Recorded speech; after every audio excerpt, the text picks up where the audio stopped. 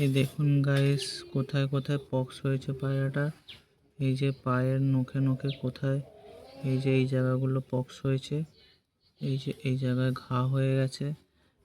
এই যে হলুদ এরকম ভাবে লাগিয়ে দেবে এরকম করে, ভালো হয়ে যাবে ঠিক। এই যে মুখেও হয়েছে এক জায়গায়, মুখে তো লাগিয়ে দেবো।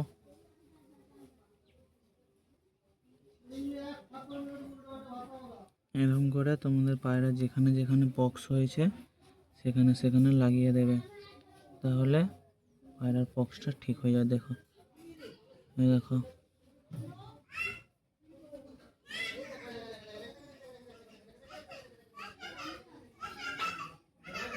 ঠিক আছে বন্ধুরা, তোমরা এই টিপসটা কাজে লাগাবে, যেখানে যেখানে পক্স হয়েছে ওখানে লাগিয়ে দেবে।